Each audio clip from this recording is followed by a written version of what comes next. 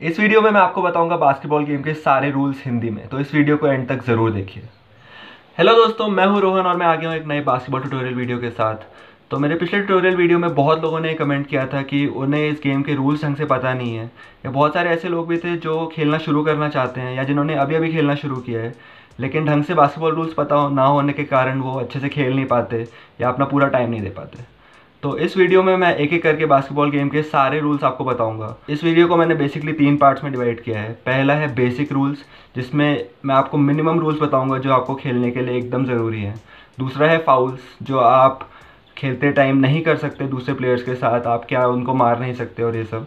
और तीसरा है वायलेशंस, जो टाइम रिलेटेड फाउल्स होते हैं गेम में, मैं उसके बारे में आपको डिटेल में बताऊँगा।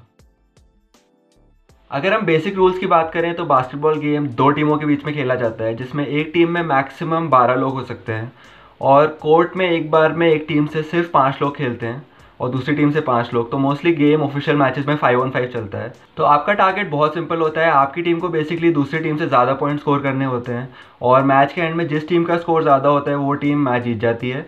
अगर हम टाइम की बात करें तो एनबीए के ऑफिशियल मैचेस में गेम 4 क्वार्टर्स में डिवाइड होता है, जिसमें एक क्वार्टर की लेंथ होती है 12 मिनट। तो ओवरऑल जो मैच चलता है वो 48 मिनट का चलता है एनबीए में।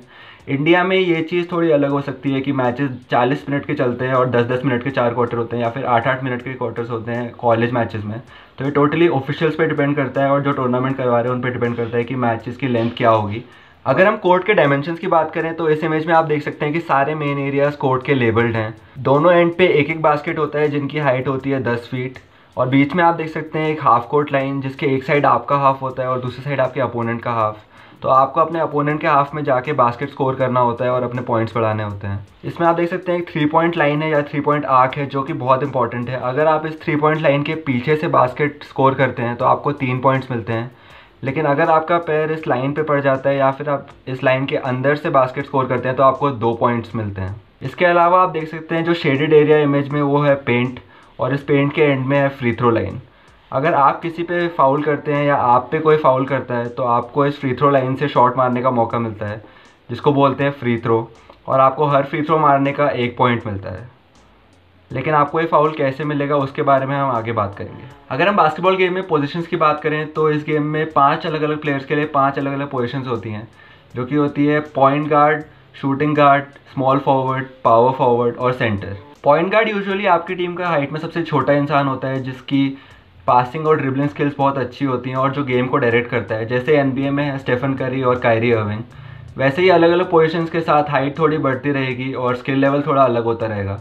फाइनली जो सेंटर पोजीशन होती है वो टीम का सबसे लंबा और बड़ा प्लेयर होता है, जिसका काम होता है रिबाउंड निकालना, शॉट्स ब्लॉक करना और पेंट में घुस के बास्केट स्कोर करना। ये तो बात हो गई बास्केटबॉल के बेसिक रूल्स की। अब हम बात करते हैं कि खेलना कैसे है। तो एक प्लेयर जब खेलता है और उसके हाथ में बॉल होती है तो उसके बाद 3 डिफरेंट ऑप्शंस होते हैं। या तो वो ड्रिबल करके आगे बढ़ सकता है, या फिर वो बॉल शूट कर सकता है, या फिर वो बॉल को दूसरे प्लेयर को पास कर सकता है। आगे बढ़ने से पहले अगर आपको ये वीडियो पसंद आ रही है या आपको इससे कुछ सीखने को मिल रहा है तो मेरे चैनल को सब्सक्राइब कीजिए, क्योंकि मैं ऐसे ही बास्केटबॉल रिलेटेड जानकारी आपके लिए लाता रहूँगा। अब हम आते हैं वीडियो के सेकंड पार्ट पे, जो कि है फाउल्स। अब बास्केटबॉल में बहुत अलग अलग तरीके के फाउल्स होते हैं। पहले तो बेसिक रूल ये है कि हर एक प्लेयर मैक्सिमम एक मैच में 5 फाउल कर सकता है। 5 फाउल से ज़्यादा करने के बाद उस प्लेयर को गेम से निकाल दिया जाता है और फिर वो उसके बाद बचा हुआ पूरा मैच नहीं खेल सकता। ऐसे ही एक टीम एक क्वार्टर में मैक्सिमम 5 फाउल कर सकती है और उससे ज़्यादा फाउल करने के बाद दूसरी टीम के प्लेयर्स को मिलता है फ्री थ्रो। अब बास्केटबॉल में फाउल्स होते कैसे हैं? पहला होता है पर्सनल फाउल। किसी और स्पोर्ट की तरह इस स्पोर्ट में भी आप दूसरे प्लेयर को मार नहीं सकते, उसे धक्का नहीं दे सकते और उसे पकड़ नहीं सकते। अगर आप इन तीनों में से कोई भी चीज़ करते हैं तो आपके अकाउंट में एक फाउल ऐड हो जाएगा और बॉल ऑटोमेटिकली दूसरी टीम को मिल जाएगी। ये होता है पर्सनल फाउल। दूसरा होता है technical foul. Technical foul usually ये होता है कि अगर आप रेफरी के डिसीजन पे उससे बहस कर रहे हैं या फिर आप किसी दूसरे प्लेयर को बास्केट मारने के बाद टॉन्ट कर रहे हैं, तो इन चीज़ों में आपको टेक्निकल फाउल मिल सकता है। और अगर रेफरी आपको 2 टेक्निकल फाउल दे देता है तो आपको उसके बाद मैच से निकाल दिया जाता है। और तीसरा और आखिरी फाउल होता है flagrant foul. Flagrant foul basketball में सबसे बुरी तरह का फाउल है। ये फाउल तब होता है जब कोई प्लेयर जानबूझ के किसी दूसरे प्लेयर को चोट पहुंचाने के काम करता है, जैसे कि अगर धक्का मार दिया बहुत ज़ोर से और ऐसी चीज़ें जो दूसरे प्लेयर को चोट पहुंचा सकती हैं, तो ये होता है फ्लेग्रेंट फाउल। और ऐसे केस में प्लेयर को सीधे ही गेम से निकाल दिया जाता है और बॉल ऑटोमेटिकली दूसरी टीम को दे दी जाती है। अब हम बढ़ते हैं फाउल से फ्री थ्रो की ओर। अगर शूटर हवा में है और वो बॉल को बास्केट की ओर शूट कर रहा है तो ऐसे में डिफेंडर का काम होता है उछलकर बॉल पे हाथ मारना, जिसे बोलते हैं ब्लॉक। लेकिन अगर बॉल ब्लॉक करते समय डिफेंडर का हाथ शूटर की बॉडी पे या उसके हाथ पे पड़ जाए तो उसे बोलते हैं शूटिंग फाउल। अब अगर ये शूटिंग फाउल होते समय शूटर 3 पॉइंट लाइन के पीछे है तो उसे मिलते हैं 3 फ्री थ्रोज, जिसमें हर एक फ्री थ्रो की वैल्यू होती है 1 पॉइंट। और अगर वो 3 पॉइंट लाइन के आगे है तो उसे मिलते हैं 2 फ्री थ्रोज। अगर शूटर पे शूटिंग फाउल होने के वक्त बॉल बास्केट के अंदर चली गई तो उसके वो पॉइंट्स भी काउंट होते हैं और उसे एक एक्स्ट्रा फ्री थ्रो मिलता है। तो ये थे बास्केटबॉल के सारे फाउल्स। अब हम बढ़ते हैं वीडियो के पार्ट 3 की ओर, जो है वायलेशंस। तो बास्केटबॉल में पहला वायलेशन है वॉकिंग या ट्रैवलिंग वायलेशन। ये बास्केटबॉल का बहुत बेसिक रूल है कि बॉल को आगे ले जाते समय एक प्लेयर को बॉल ड्रिबल करना बहुत ज़रूरी है। अगर कोई प्लेयर बिना बॉल ड्रिबल किए आगे बढ़ता है और बॉल को हाथ में पकड़ के चलता है तो उसे बोलते हैं ट्रैवलिंग वायलेशन या वॉकिंग वायलेशन। ट्रैवलिंग वायलेशन होने पर बॉल सीधा दूसरी टीम को दे दी जाएगी। एक लेअप मारते समय भी आप भागते हुए सिर्फ 2 ही स्टेप ले सकते हैं और बास्केट को स्कोर कर सकते हैं, तभी वो एक लीगल लेअप काउंट होगा।